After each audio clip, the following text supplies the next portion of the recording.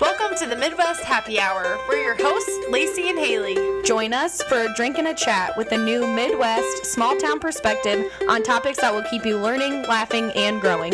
So let's get into it. Cheers! Like when you told me what you were talking about last night, I'm like, that is amazing. I didn't even know that about our history. Come in. And Come here. Come here, though. I might be smaller. You be part of this. yeah, you can put this here if you want. Perfect. Yeah, whatever you want. All right.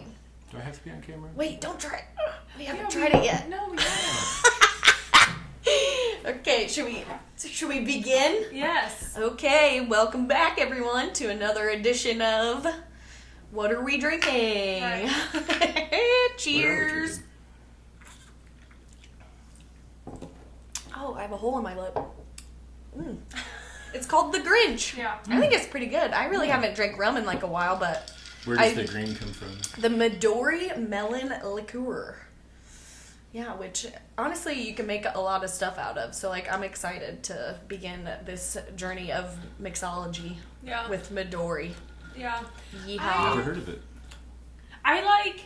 I'm not like a big mixed drink person. Yeah. I feel like You for like the most wine? part, if I could have one of these, and then I wouldn't order one again. I mean, yeah, they're pretty like sugary or whatever, you know. I mean, the Sprite has sugar in it. The melon liqueur it's a liqueur, so that means it's really sugary, but And it's then not we high in got alcohol. Bacardi rum, which I'm assuming also plays like a factor Well, because it's Bacardi. Yeah. All alcohol has sugar in it, or it turns to sugar. It metabolizes sugar in your system. But I like it. I'm in the Christmas mood now. Yeah. I like the color. It's really pretty. Me too. But I'm so excited today for our Flint-centric episode. Yes. Yeah. I feel like I pressure you into coming on, but I love having conversations with you. And I think you do a really great job of having conversations. And you have a lot of knowledge. Unless you're like your dad who would BS all the time and like just throw stuff out there and you're like, wait, is that a truth or is that made up? I feel you there. I don't know. Is that a dad thing? Might be. Yeah. I don't think he was a liar. No. It's But like- he'd like, wasn't he like kind of known for like fluffing things up a little bit? Yeah. And I've been known to bend the truth. Like my dad, I 1000% believe, like, I don't remember what brought it up, like aliens or something, talking to my dad, and he goes, well, I seen Bigfoot that one time we were in the Hoosier National Forest, and I was like, what? And he goes, yeah, when we were traveling down the road in the motorhome, he, came right out in the road, jumped over the thing, and just went off into the woods, and I was like, Dad, are you freaking kidding me? And he's like, what, you don't remember that? And I was like, no. And then I came over here and I told Dusty, and Dusty looks at me and she goes, don't you think he was fucking with you? And I was like, damn it. Yes, he was. 1000%. And I hope you didn't take offense to that because No, I I'm obviously good. love your dad, but wasn't it like especially like golf, you wouldn't want to play golf with him? Well, Is for that other reasons than right, but Than just bullshitting. making up right. stories. But I will say, like when I talk to him, sometimes I would always think like, wait, was he joking or was he not? Like his sense of humor yeah, it's pretty dry. was very dry. Oh, Very dude, that's dry, the best. but- I yeah. love it. Ugh. It was fantastic. Great. R.I.P. Yeah. Yep. One of the good ones. Yep. Ugh. Yep. He was. know. But Any hoodles. we had a request come in from your dear niece, Emma. Oh. And she was like, I need you to have Flint on and talk about conspiracy theories. Yes. I love this. I'm so excited. I know. And we talked a little bit last night, like about conspiracies and, Right. and all of that. But where did conspiracies come from? I Well, thought that was interesting. So, yeah, like coming on, Haley, you said to pick out my favorite conspiracy theory. Yes. So, I don't know if I have like a favorite one. Right. But the first one that comes to mind is the assassination of JFK. Yes. But that one, the shit is so deep on it that Right. I don't. Right, because it's like the magic bullet, and then, like, was Oswald a patsy, and like, Right. all that stuff. But it's crazy that there's, especially nowadays, like, more conspiracies. Like, even in, 1964 when JFK got shot, there's literal video of it. And it's controversial because it's like, Right. he got hit first and he went down, and then somebody like shot him, so like which direction did it come from, like all that stuff. That film, it's the Zapruder film or something like that. It came out years after the Warren Commission. And so right after Kennedy was shot, Lyndon Johnson, he had an executive order to form the Warren Commission, as it was called. And he wanted it rushed before the next election later that year. So in 6 months, they got right on it, 6 months. And then what they concluded was that Lee Harvey Oswald acted alone and that he's the one who shot him. Right. And so it didn't really pass the smell test with a lot of people. A lot of people thought, like, well, if he may have been a shooter, but surely there were more people involved. Right. And so that's where it was a conspiracy. Right. And so it's now used as like a pejorative. It's an insult. If somebody calls me a conspiracy theorist, they're not complimenting me. Right. Yeah. No. But that's really where that term was coined. Really. And now it's like an insult. Right. So And really I would have thought that term was created a long time ago. Yeah, that's what I was thinking. Like, it's well, interesting. it was used a long time ago, but now it's the like a baggage, verb. It means Right. a lot more than two people. What are you, a conspiracy theorist? Two people working together for some evil Right. plot. Right. That's basically what it means. It's a conspiracy, man. Right. But so when I think of conspiracy theories, I think of like underhanded government plots to do something like nefarious. Yes. So like they put chemicals in our water to keep Fluoride. us, or they're putting stuff in airplane exhaust that sprinkles down on us and these I am into, but it's like, but none of that's true. I know, and Right. like my favorite about the water is that they put fluoride in the water because fluoride calcifies your pineal gland, and your pineal gland is the one that you use for your real thinking noggin, whatever. So they keep us oppressed by putting fluoride in the water and in our toothpaste and everything. So what I came to talk about is not so much a conspiracy theory, but it is a conspiracy in the fact that many people were involved for like a common. What was that? I think that was Bubba. Yeah, I think he's just It sounded like a a bird or something. yeah. It sounded like my dog when I leave him I'm outside. nervous he's gonna start crying here soon, but Anyways. Yeah, so we can get into it then. But it's eugenics in America. Have you ever heard of it? So, like, yes and no. I've heard of it, but I haven't really, like, looked into it. Like, to me, when you say, like, eugenics in America, I think you mean more like... Specifically the eugenic laws that were passed in America. Oh, okay, yeah, no. See, my mind directly goes to, like, indoctrinating the children, like, in school and stuff, rather than, like... It was taught in schools, for sure. Interesting. So, just a quick background on it. So, Darwin came out with The Origin of Species, Yes. 1859. And that's when there's a lot of advancements in science.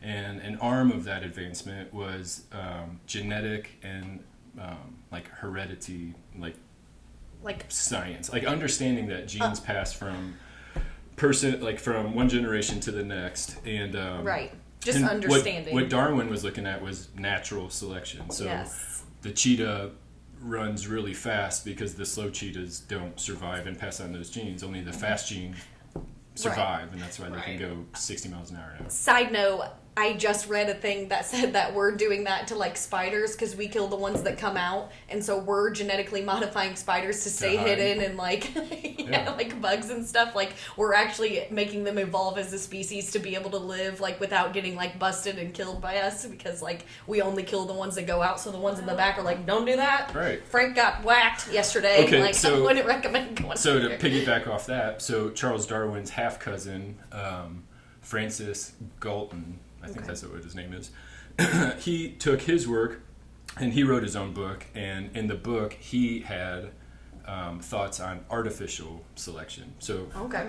Darwin was more natural selection, his half-cousin took it, ran with it, artificial selection.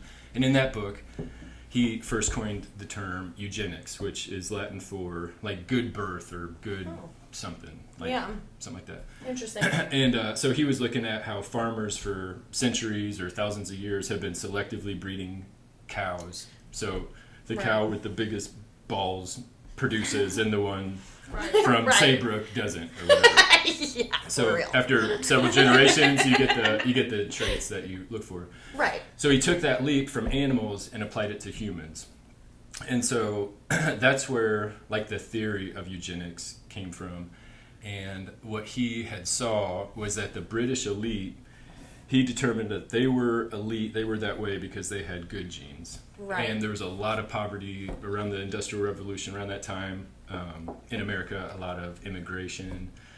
And so they were worried that these good genes were going to be polluted by these bad genes. Oh no, not the mutts. No. Jeez Louise. So it was all theory until 1907, Indiana passed the first eugenics law in the world. Wow, interesting. Well, let me back up. So with eugenics, there were when Galton had his book come out, what he was promoting was what's called now positive eugenics, where you're encouraging two smart people who get married to have a lot of kids. Right. There was this paradox that scientists looked at where the affluent people, the smarties, the elite, they would have fewer children than the poor people who would have like 10 kids. I think that's still true. Yeah, there is a lot of that. Like the birth rates in America have been going down. Right. And in third world countries, they're maintaining or going higher. Yeah, I definitely think, and controversial opinion, I've said that you should have an IQ test in order to have kids, but I mean, obviously, I would never condone that.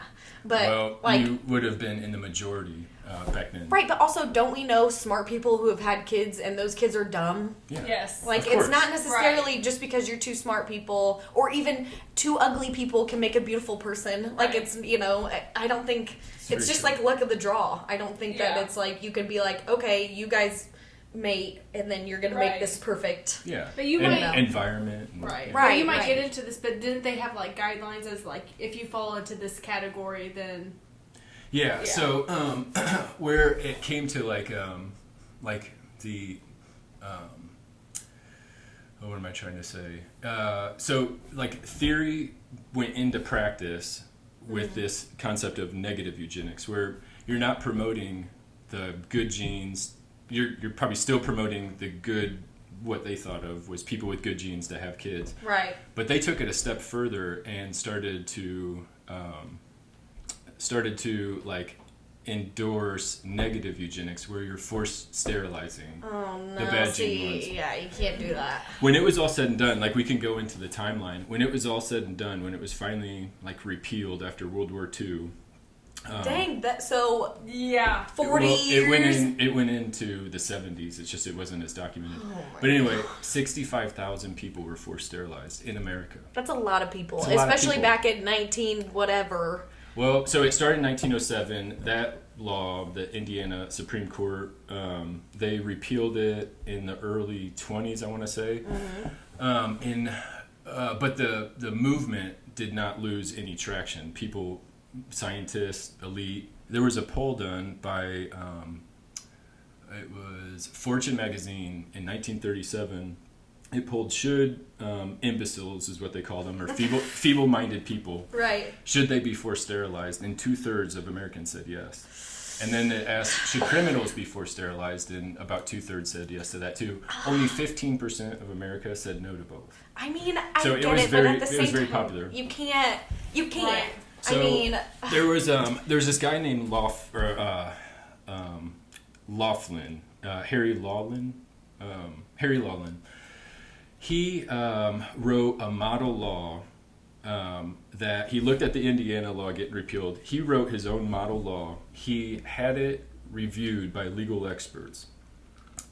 Virginia was the first state to adopt this model law that went through the whole rigor of being reviewed by legal analysts. So in 1924, the Virginia Forced Sterilization Act, I think it was called, was passed, and it was on the books. But even then, you can't do that. even then, up until 1924, forced sterilizations were very rare. They didn't happen that often. They wanted to test this new law that's on Virginia's books. And so I was telling Lacey about this case last night that went to the Supreme Court. It's called Buck versus Bell. Okay. There was this girl, 18-year-old Carrie Buck. She was the daughter of this mother who had 3 different children by 3 different parents, and she was into prostitution. She probably wasn't. She was what they would probably refer to as bad genes. Ah, I see. Yeah.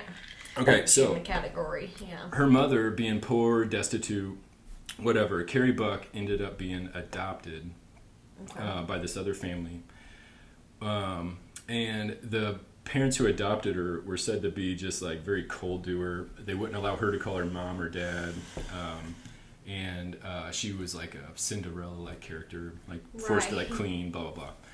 She got raped by the adoptive mother's nephew, got pregnant, and the adoptive mother, sent her to the Virginia colony for feeble-minded and epileptics. It was something called that. So they sent her away. Right. And they called her feeble-minded, and they're like, all right, we'll take her. Oh my gosh. So this one guy, what's his name? I guess it doesn't really matter what his name is. Oh, well, Bell, John Bell. He was like, ooh, this would be a good case study. So he petitioned the board of directors at this colony for feeble-mindedness people. He said, hey, her mom was promiscuous. Right. She was really, and promiscuous was considered something you inherit. It was a gene. Her mom was promiscuous. She's 18. She's pregnant, out of wedlock. She's obviously promiscuous. So Carrie Bell gave birth to a little girl named Vivian. He petitioned the board of directors at this colony to force sterilize her. Oh my God. Carrie, being 18, she's like, no, I don't want to be forced sterilized. Yeah, and I'm an adult. And by the way, I'm not feeble-minded. Right. So right. it went to the circuit court first. Circuit court upheld that they can force sterilize her, and she's like, oh my God. So then she appeals. It goes to the Virginia Supreme Court. Right. They uphold it. So at this point, she's running out of options. She's going to be forced sterilized. She takes it to the U.S. Supreme Court. Go, girl. And her argument was that they're violating my 14th Amendment of equal protection. And, by the way, you can't force sterilize people. That's fucking evil. Yes. 8-1 ruling upheld. She was forced. She was forced sterilized, and her kid was. Me too. And her daughter was Vivian, who was just a baby. Oh my God! You just can't There's no way. Even though I feel like I said, controversial opinion. You should have to take an IQ test or something, but you literally can't. You can't make people not have kids or whatever. You can't. And I wonder if this, does this go along the lines of, when they were, performing abortions, if they were necessary or whatever, then they would sterilize you? I wonder if that is, a sidebar of all of this. That's a great question. So that, in the 60s and 70s, well, let me back up. I'll get to that, though. That's a great question. And your suspicion is warranted here. So after the Supreme Court ruled and upheld this eugenic law, that's when all the states were very comfortable with it. And there was about 33 states who had forced sterilization laws. Out of the 65,000, 20,000 happened in California, so they make up a big part of it. It's just crazy. In his jail cell in 1930, Hitler writes Mein Kampf. In it, he talks about he gives glowing praises to America and their eugenics program. Way to go, America! Yep. So he modeled his Nazi laws after America. In fact, the guy, that Flint guy who modeled that first Virginia bill, he either consulted or his work was directly used for modeling the Nazi regime's laws regarding this. The biggest eugenics thing in history, probably. And they ended up forced sterilizing about 450,000 people, so they took it and went to the next level. And even while it was going on, there were a lot of intellectuals in America who were praising Nazi Germany and saying, you know what? It's so messy. They took our idea and they really did what we were trying to do here. But after the horrors of World War II were realized in concentration camps and whatnot, it did change America's public opinion on it, and so that's when it started to kind of go out of favor. Yeah. At Nuremberg, the war criminals of Nazi Germany were being tried after World War II. Yeah. And the prosecutor said to one of the Nazi defendants, he's like, "How could you force sterilize people?"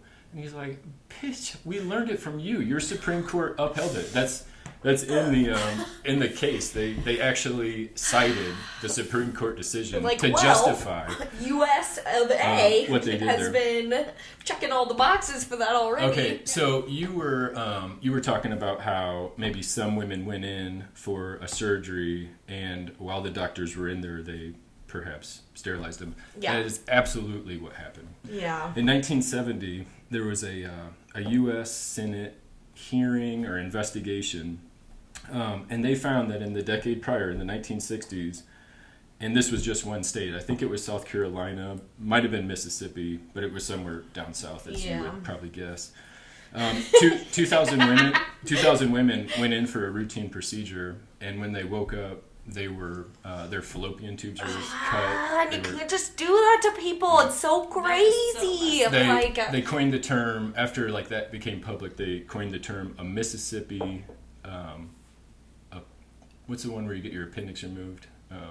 Appendectomy. Or something. Yeah. So they even had a word for it. What a cute little name for your sister that went in to have her shit fixed and ended up getting a sterilization. We know somebody that went in for an abortion because she was having a miscarriage or whatever. They sterilize her. We do? Yeah, I will tell you afterwards. We do. And I found this out as a sidebar because we were watching Yellowstone. Spoiler alert, when they do that to Beth. Yeah. My dad was like, "Oh yeah, that's what," and I was like, "Dad, what the F?" I did not know.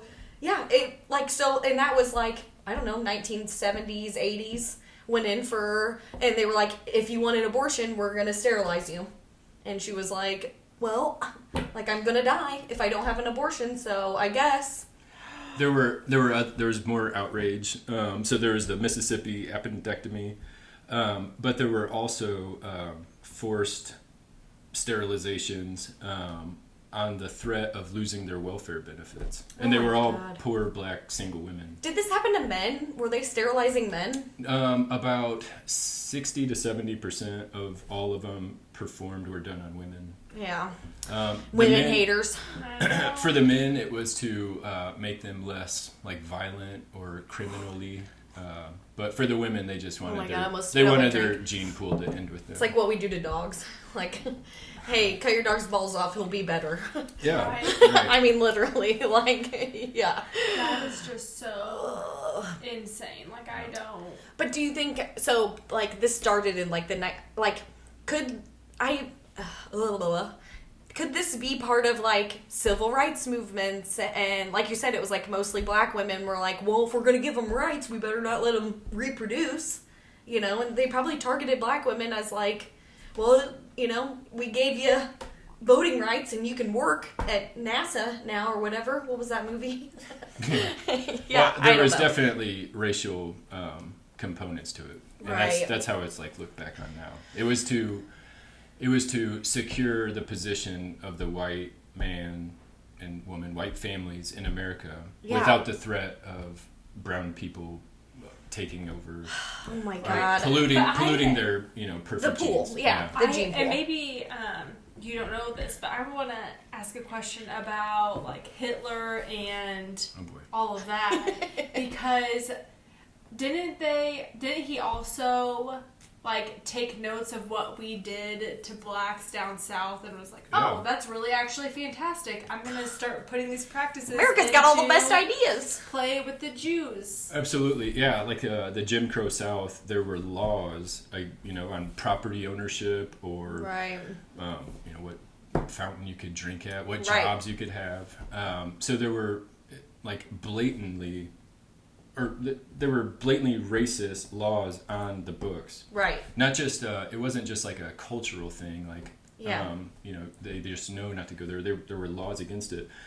And so when Hitler started to enforce those same type of laws on Jews in Germany, he would cite American laws discriminating against blacks. And when he was criticized, so crazy. When he was criticized for it, the criticism did come, but he would point them in our direction to the American South. It's just so sad. And what right would we have to tell him not to do that to Jews when we're doing it to the blacks? Yeah, it's like pot calling the kettle black. I mean, you can't be like, well, it's bad when you do it, but when we do it... Obviously, he took it to the next level, but there were lynchings, there were... 1920s. I just read about, or I watched a video or something about, maybe it was a podcast. Anyways, in 1921, Black Wall Street in some town in Tulsa, Oklahoma, they just like lit the place up, like set everything on fire, and then stood there and waited with guns and just shot everybody when they came running out of the buildings because they lit it on fire. Like,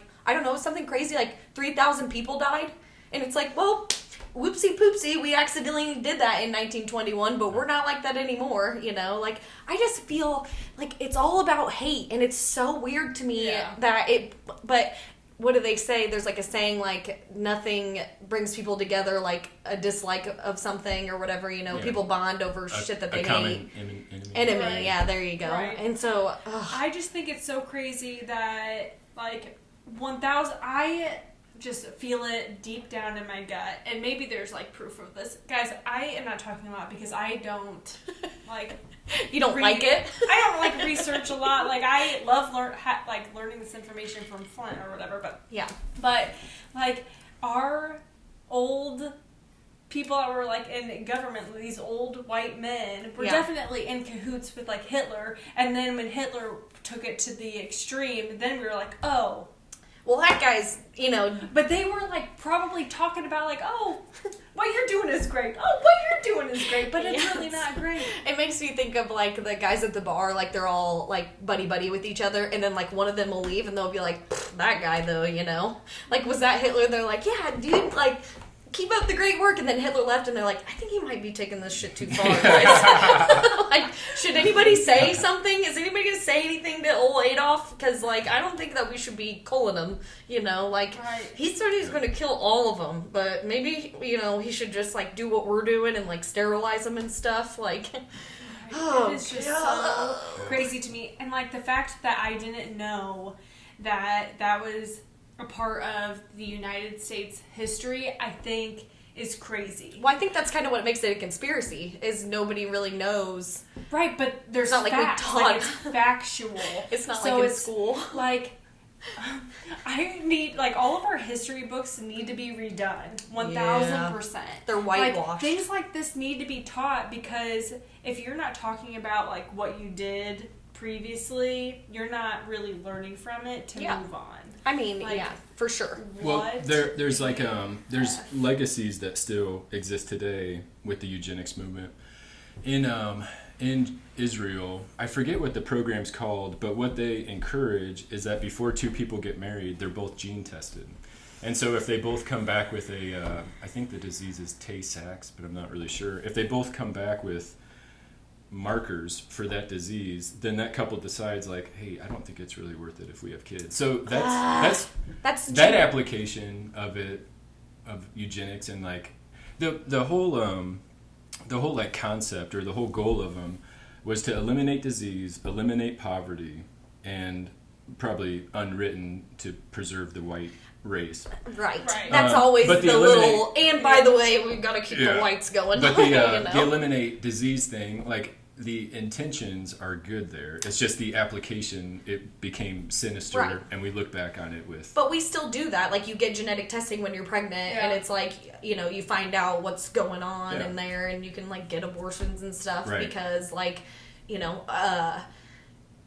the baby might not be able to, like, thrive in life because they have this gene or whatever, you know. So it's like, okay, like, it's a high-risk pregnancy, you could die, the baby's definitely not going to make it, you know, stuff like that. Like, that's probably in the line of, like, eugenics, but it's good. I mean, or however, you know, you don't, I mean, if the baby's not going to live, then, like, I'm glad we found out at 8 weeks rather than 35. And then the mom dies decision. and then, yeah. Right. But it's all about, like, the decision. Yes, it's all about the decision. Let people make decisions. It is wild. Like, if dumb, ugly people want to have babies, okay, fine. Who cares? Let them have them. It's a fundamental right. The right to reproduce. It should be something you're born with. And it's like so crazy that we're still, I mean, it goes into the whole like Roe versus Wade, like abortion thing that we're still, it's weird that we're still like fighting over it. And they said it in like whatever, when was Roe versus Wade, like the 80s or early 90s? They were like, no, we can't tell women what to do. And then everybody's like, wait, yeah, we can. Get rid of that shit. Like, what are we doing? We're going to give everybody rights? Jeez Louise, that ain't going to work out. Yeah, I'm very much like, what I would do for myself is now what everyone else should do. Right, but thank God you have that right to decide. Right. You know, like, that's the thing of it, is you're taking away rights. If you're sterilizing people, you're taking away their rights. Yeah. But when Flint told me that story last night of that girl, and then it getting denied by the U.S. Supreme Court, she was forced to be sterilized. Let me read you makes me sick. The majority opinion was written by a guy named Oliver Wendell Holmes, who's a justice. He was the one who wrote the majority opinion. It is better for all the world if instead of waiting to execute degenerate offspring for crime, or to let them starve for their imbecility, society can prevent those who are manifestly unfit from continuing their kind. The principle that sustains compulsory. Why can't I say compulsory? Compulsory. Yeah, just not that many syllables. My brain wasn't working. Yeah. The principle that sustains compulsory vaccination is broad enough to cover cutting the fallopian tubes. No, it's not. Three generations of imbeciles are enough. And he was referring to her mother, the prostitute, Carrie, the pregnant out of wedlock, and then her daughter, Vivian. Like, Carrie went all the way to the Supreme Court. Imagine if she had been able to put her, like, effort into something else. Like, she could have been, like, a Supreme Court justice or something, you know? But they were like, nope, sorry, your mom is a prostitute, and that makes you bad, and your daughter's got to go too, buddy. Like, geez Louise. Like, how can we... the audacity is what it is. Ugh. I think it's still so crazy to me that this happened in the 1900s. Like, that wasn't that long ago. Yeah, all of that stuff. Like, even my dad's parents were old. Like, my dad's dad and mom were born in 1919 and 1920. And, it'd be so crazy. You know, obviously, they've been gone. They'd be 100 years old by now. But, like, even my dad says, his mom was like, well, we let a black man, like, cook our eggs. Like, if we went into a restaurant and there was a black man cooking, I would let him cook my eggs. And it's like, how are you even, like, how was that even a statement that guy made in the Supreme Court? Like, we can't let these imbeciles. And it's like, the mindset of back then is just so insane to me. Yeah. And it's even crazier that nowadays people still say shit like that. Like, there are little Nazis in America that are like, we need to preserve the white race. Like, we can't be letting all these mixed breeds, like, go with each other and stuff. Like, can we please just move on and change our ways and become better people? Like, we don't need to sterilize people or, like, not let them get married or not let them get abortions and stuff. Like, it is just... Right. But I think it, like, goes back to, like, not also being aware. I feel like... Yeah. I just feel like we don't do a good enough job of talking about our past in a way that is going to help us be better people and help us move on. Right. When, like, either we're trying to hide stuff or just not be truthful. Like, I feel like America does a really great job of telling you what they want you to know and not, like, the full truth. Yeah. It's all about education for sure, too, you know? It's like, if you don't know, then I don't know what I don't know. Right. You know, stuff like that. So if nobody ever tells you... Again, it blows my mind that I didn't know. Like, that was a thing. Yeah, that they're just sterilizing tens of thousands of people. Imagine, like, those those people could have had kids that are Right, Einstein. you had that. You I was told trying me to do that. some napkin math. So 65,000 people. Let's say it ended in 63, which it probably didn't. Yeah. There's probably some that were done, like that Mississippi thing. So 65,000 people. That's generation one. Let's say they average like 1.5 kids each. So Right. that puts the second generation at like 140,000, 150,000. And by now they would have had kids. So. Right. I mean, it's like could be as much as like 300,000 people are here. And talking that about the otherwise population wouldn't. going down, it's like, well, yeah, we freaking sterilized a bunch of people, and they were like, I'm over it. Like, I don't want to have kids then. Fine. I guess I won't. And my kids, and how many, like, That's families, like, voluntary, yeah, and how many families, like, ended because of that, you know? Like, Right. the family name, like, Yeah. well, I guess I'm an idiot, so I got to get sterilized. So, sorry, Dad, I can't pass on your name anymore because I'm not good at scooping cow shit. So or where whatever. did they? Do you know where did they like do most of the sterilizations? Was it at like facilities State like hospitals. that? Yeah. So like if you were brought in because say you had like a mental break or Right. whatever the case may be, Or and you then got they raped and had a kid, evaluated yeah. right, or so they evaluate you and they're like, actually, we need to sterilize you. Like, how do you choose? Like, here, can you take this Was ABCD it quiz? everyone that gets gets put into these institutions? No, it wasn't everybody. But the state hospitals and So stuff there are were rampant certain, with like for the women, there were certain ages, like the childbearing years that they Right. were for. So if you were, They just decided to make that decision for you. Like, Yeah. well, you're 14 now and about to get married, so. Not 14, I would hope. I mean, back then, probably yes. But I wonder, too, like, you know, state hospitals started closing in. exactly, that used to be a thing. There was Right. down just south of here, there was the McLean County Home for the Poor Oh. that closed in, I think, before World War II. Oh, wow. But if you were like, it was actually maybe it was earlier than that. Wait, Because wasn't there that were no- place you showed me? Yeah, and Right they up- have literally a right big outside patch town. of unmarked graves. Oh, wow. There's this small patch in the middle of the cornfield that's out there now, and it's just some trees and grass, and you wouldn't know that 300 unmarked graves are buried under there. But anyway, the point is, if you were like a minority and poor and homeless, that's where you were sent. Right. It was before there was any sort of welfare program that didn't come till the 30s. Right. Or any sort of like safety net. But And so still, there was people like that they would I just kick out. and I like state hospitals were awful. Everybody knows like the conditions were not good and all that stuff, and they like experimented on people. Like we went to Bartonville and learned about like that doctor was doing all like electric shock treatment and stuff like that, and it's like it's such a bummer that we decided that those people don't matter. Yeah. Put them in a state hospital, whatever. We don't even care what happens to them. Because, like, think about the number of, like, homeless people and, like, mentally ill people that can't, like, live a normal life and, like, you know, have a home or whatever and take care of themselves with a job. And we're just like, oh, sorry, we're going to close all of these facilities. That would be really good for you guys because the people that run them can't get their shit together and are sterilizing people, electric shock, like, all this stuff. Ugh.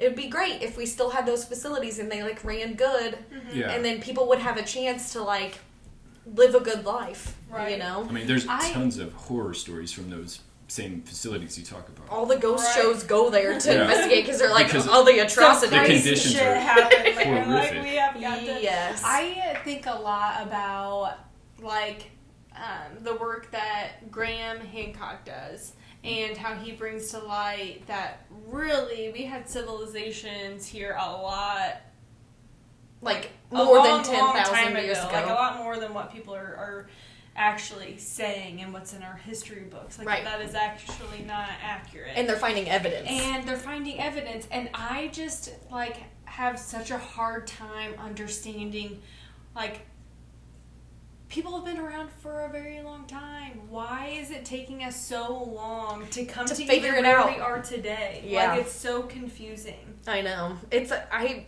think history is bound to repeat itself sometimes Yeah. because people don't learn, and like I don't know, might be a very different conversation if you talk to somebody that was like from Mississippi that's like we gotta preserve we should get somebody on here, the grand Oh, wizard of the you know. Japan. Patrick and I saw a sign when we were we went from Lynchburg to Talladega, and we took like back roads through Tennessee and Alabama. And in one of the towns in Alabama, there was a white sign in front of a church that said Brotherhood meeting Wednesday, 11 o'clock, and it had like the little lightning bolts on it or whatever. And I'm just like, how much gas do we have? Like we gotta get out of here. You know what's also crazy? So our good friend who lived down in Texas for a while. Oh yeah.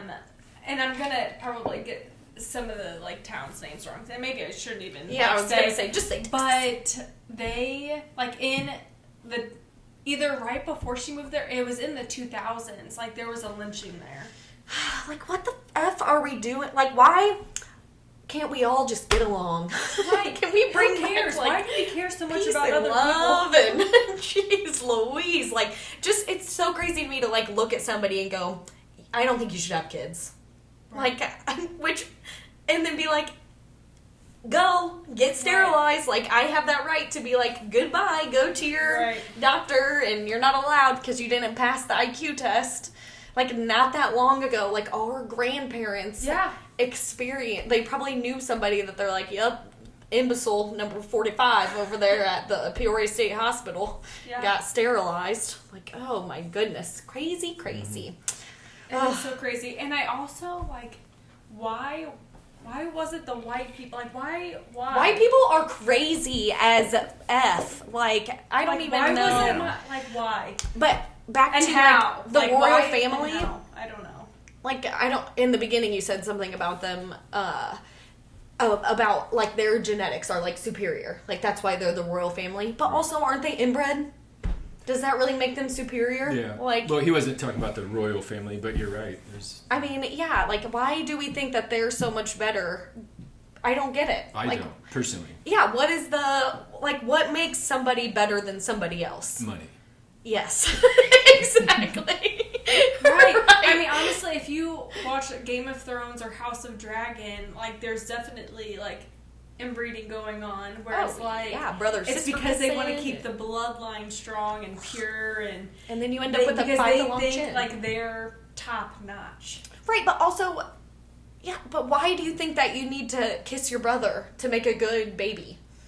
You know, like, you can make it one with another nice, good-looking fellow in the neighborhood. Like, it's not like, well, my brother's a really good catcher or thrower or whatever. Like, I feel like this conversation took a lot of time. What are we talking about? Any hoodles. It is just so crazy. What's your second favorite conspiracy? Well, eugenics isn't even in the top 5. I was trying to think of something. It's just very interesting. Yeah, it is. Well, I have been looking into the JFK thing quite a bit. Oliver Stone put out a documentary not too long ago. I have not seen it. And then he was on Rogan. I listened to that. And it's just really fascinating. The babushka lady and like all that stuff. Like, what's that? In the background of the Zapruder film, there's the babushka lady, and she also has a video camera, and there is never. They can't find her. Yeah, there's never been like any. Well, all of the evidence is starting to really point to Lyndon B. Johnson. He's the one that got him whacked. He was like kind of the linchpin in the whole thing. Right, because of like the mob was pissed off, and the mob was double crossed by his brother Robert, and before. Well, I mean, do you really want to get into all this? I kind of do. Like, we're like 40 minutes in. We have time. It's fine. If people don't want to listen anymore, piss off then. We appreciate I love you all so much. Keep listening, please. It's going to be good. In 1960 in California, Lyndon Johnson, and the Speaker of the House at the time, I don't remember his name, but they showed up to Kennedy's hotel room with a dossier, a file, and it was JFK's sex life. He had been wiretapped. At this point, wiretapping was common in politics back then. It probably still is. Right. Anyway, he said either I'm on the ticket or I'm going to give this over to Richard Nixon. And him and Richard Nixon at the time were in a very tight race. It was a very close race for the 1960 election. Yeah. And Kennedy's like, fuck, all right, you're on. And he's like, you need Texas anyway, you need me. In his southern accent. So anyway, you need me. Prior to that, though, Lyndon Johnson he was the Senate Majority Leader, and he had incredible power in Washington. Yeah. After it was announced that he was going to be the vice president candidate, a reporter came up to him and he said, "Now, why would you give up all that power? You're the Senate Majority Leader.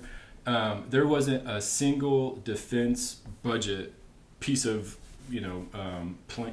anything defense related, military, CIA, anything. Yeah.